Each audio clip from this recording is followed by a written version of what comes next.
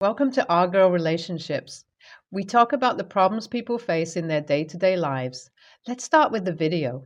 I'm a 20-year-old female, and my sister, 21, Daisy, was the sweetest golden retriever kind of energy person. She was kind, loving, and gentle towards me and our family. I wouldn't say she was perfect. None of us are, but I'd say to me, she was great. And so was our relationship. Unfortunately, this didn't last though, because by the time she had gotten into junior year of high school, her demeanor changed, not just towards our parents, but towards me as well. And till this day, we're not sure why.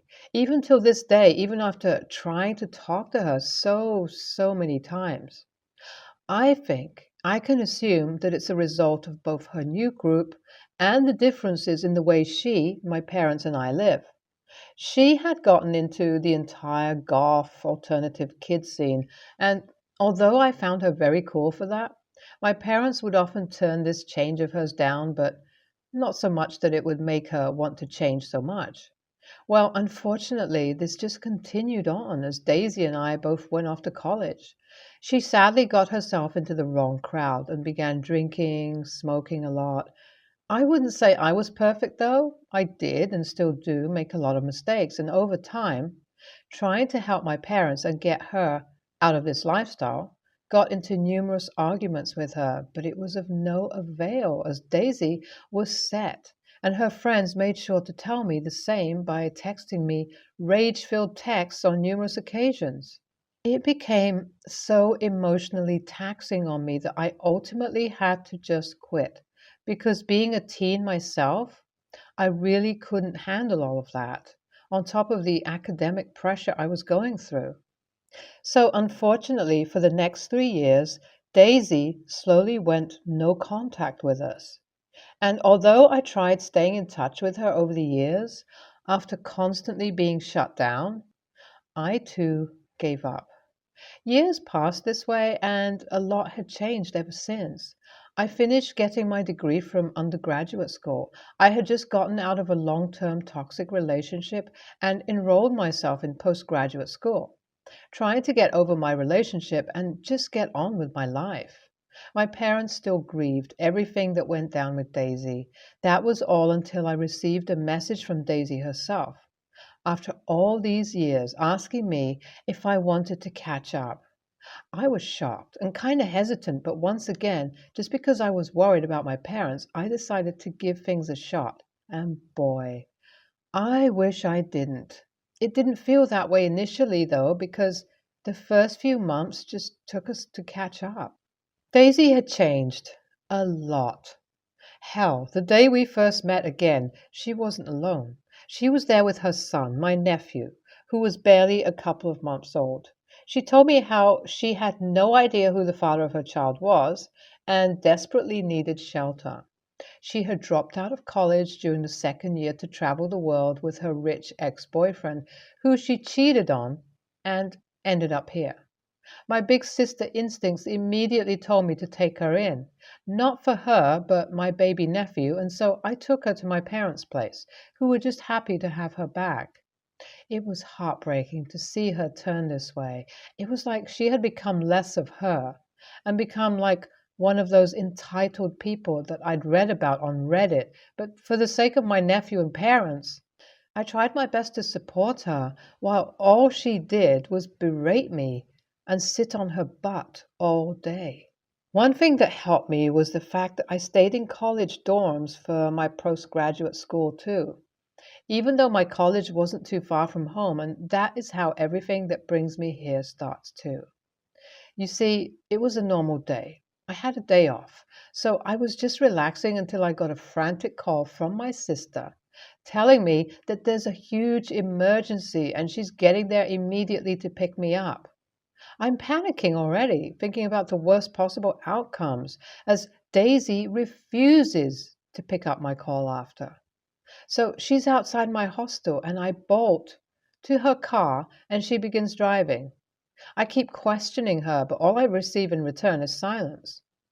My anxiety is at its max now. I'm thinking about my mom and dad, who both suffer from diabetes, and my nephew, who's been sick lately. I'm almost on the verge of tears until I start to realize she's driving to a route that doesn't lead to my parents' place or the nearby hospital. Now I'm even more confused, but all my attempts to get an answer are met by silence until she starts getting to her destination. Now, suddenly, she's very excited to talk. She's telling me how she had been looking forward to have me meet this special person. At that point, I become a bit relaxed, and eventually she pulls up to the driveway of a house I've never been to. Well, I am horrified as Daisy knocks on the door and we're greeted by none other than the ex I was in a very toxic relationship with previously. My sister immediately jumped into his arms and they posed together, and my ex looked at me as if we had never shared history together. I'm not even sure why he acted this way and why my sister acted this way, knowing fully well my relationship with him, and that wasn't all, you guys. Our relationship was so toxic that I had literally gotten a restraining order against him, which he obviously broke. I started shaking as soon as the realization hit me and pulled out my phone to call the cops. I knew fully well that the two knew exactly what they were doing, because why else they would plan so elaborately to lure me into a house that didn't belong to him. I was sick to my stomach and called a friend to get back to their place. I knew I wasn't safe, even at my dorm. Daisy and my ex both tried to chase me as I began walking for a bit away from their place where I had called the cops. I just couldn't get myself to stay at the same place as them, and as soon as the cops came, I instructed them about Daisy and my ex's whereabouts, and after receiving a thumbs up, I just got my friend to drive me out of the neighborhood. This is where I am currently. My parents would not stop blowing up my phone, but I'm not bothering to look at my texts currently because I'm still shaken up by the entire situation. I mean, how can someone be so selfish? I feel horrified, as if my PTSD is coming to life. What should I do here?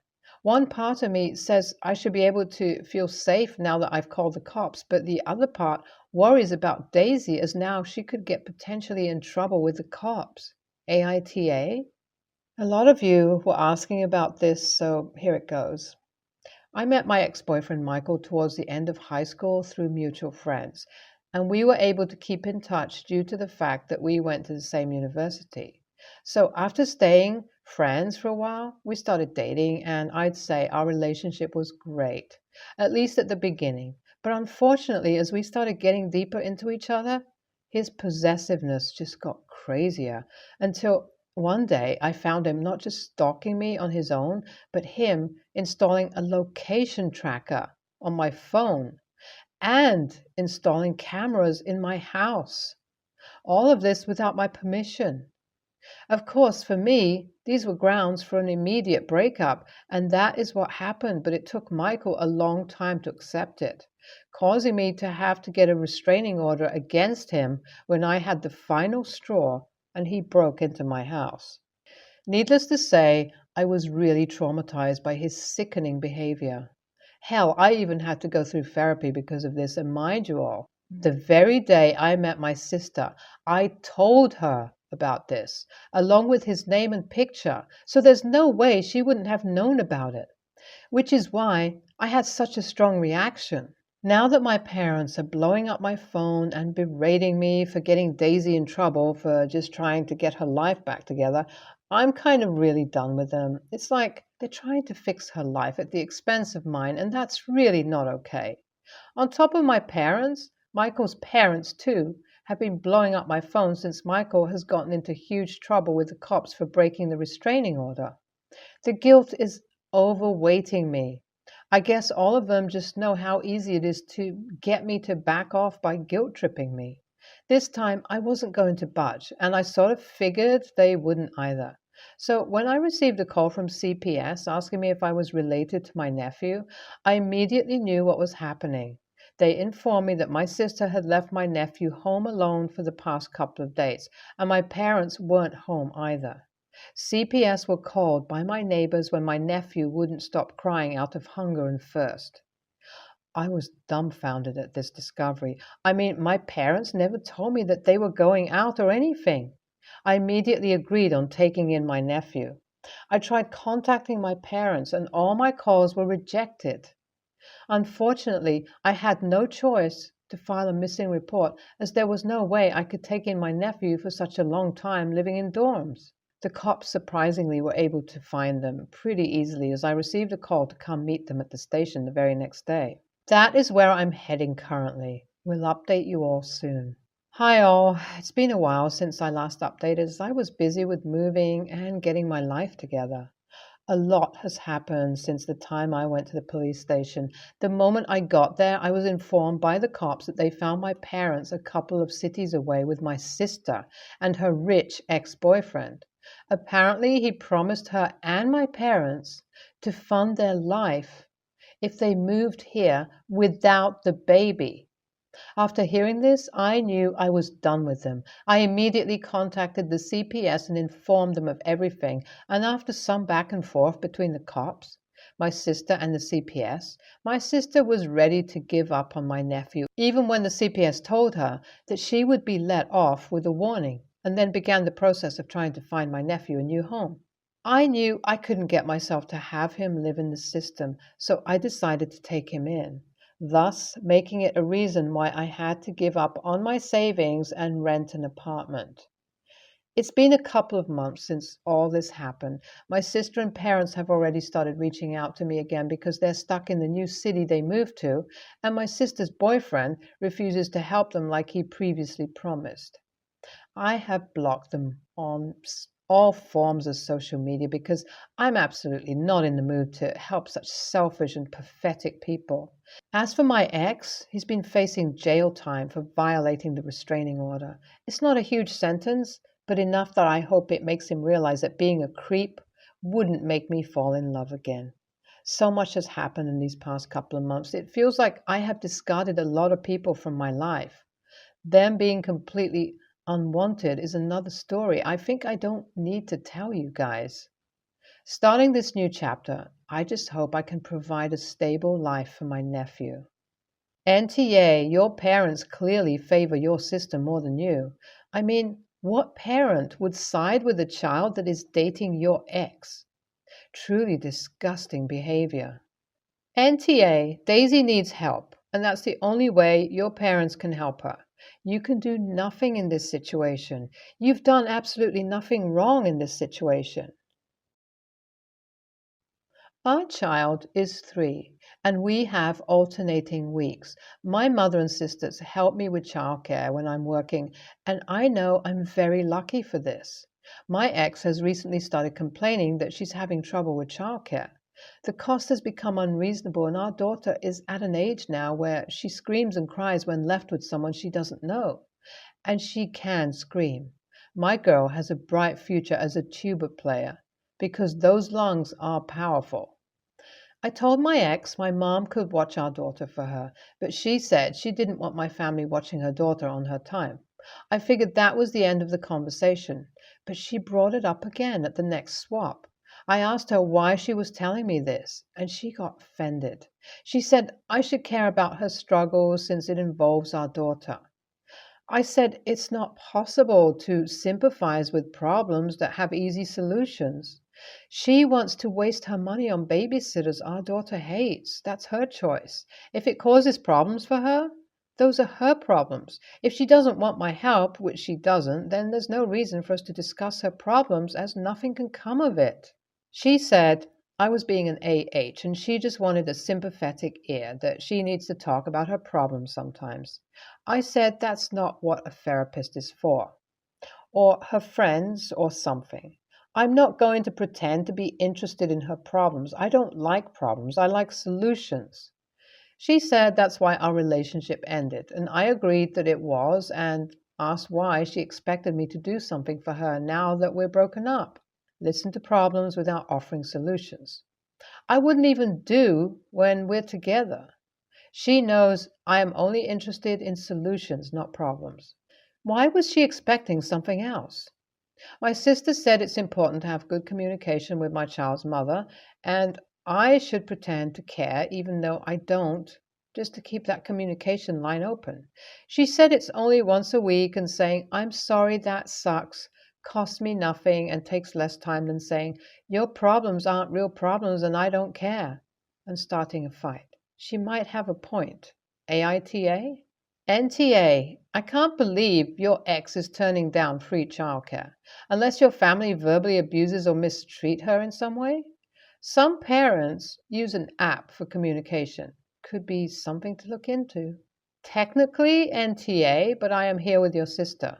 Whether you like it or not, you will have to communicate and coordinate with your ex for many years ahead. Thus, it would be easier for everybody and much better for your daughter if you two maintain a somewhat friendly relationship. I'm saying this as a child of divorced parents, and I was lucky they were most of the time friendly to each other and cooperative. Otherwise, I would mentally suffer a lot.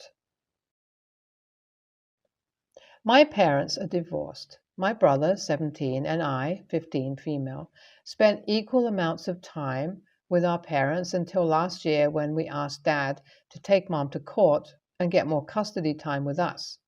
The judge had us talk to a therapist who suggested letting us decide whether we spent overnights with her, but did suggest we see her at least twice a month. It was hard for Mom to accept.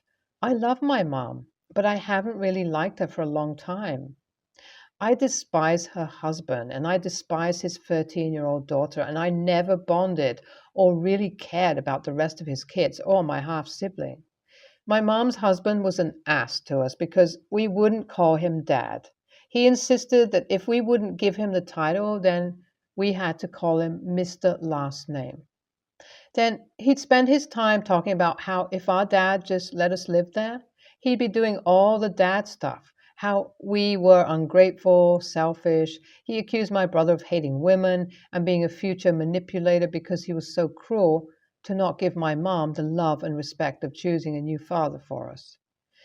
His 13-year-old spent years trying to get us to call our mom's husband Dad, telling us our dad was selfish, saying she hoped our dad would die, and calling me a bully for not admitting her dad was my dad. She would also be brought along to exchanges, and then she'd curse at my dad and tell him to go die. Like, she was young when this started, so I know it came from someone else, but how am I supposed to be friendly or love someone who says that? One time she stole my bracelet and attempted to throw it in the garbage disposal because my dad bought it for me, and she told me he wasn't allowed inside her dad's house. Mom knew all about the stuff going on, and she never stood up for us. My brother and I have both rejected overnights with Mom ever since the court ruling. We spend every other Saturday with her, and we do a Wednesday dinner thing at a noodle shop. But that's all we see her, and we prefer it. Sometimes it ends badly because she'll bring along all the kids and the arguing is still present. My mom has begged us to spend the night sometime. She has said she misses us and we have a family there who would love to have us, and overnight's a part of that. My brother asked her when she was getting divorced. She replied that she wasn't, and he told her that until that day he will never set foot in her house again. He left. I was then alone with Mom, and I told her I'll never do an overnight at her house again. She started arguing and told me I was blowing things up out of proportion. I asked her if she wanted her youngest to grow up with the kind of fighting that goes on when we're there. She told me I was being cruel to her by denying her overnights, that she's a good mom and she loves us. I told her she obviously loves her husband more, and left. She DM'd me after and asked how I could do that to her. I feel bad. AITA? NTA. Your mom's husband is trying to manipulate you guys and getting his daughter as well to manipulate you into calling him your father. This is unacceptable. You and your brother are mature enough to understand what is happening, and I don't blame you at all. Hopefully, things will get better soon. NTA, your mother needs to wake up. see and take responsibility for all the nonsense she's allowed your stepfather and his daughter to put you through. Your stepfather obviously has major control issues and cannot force a relationship on you that you do not want. I do not blame you for not wanting to go there or spend the night. Until things change, your mom will have to make do with seeing you in a neutral place.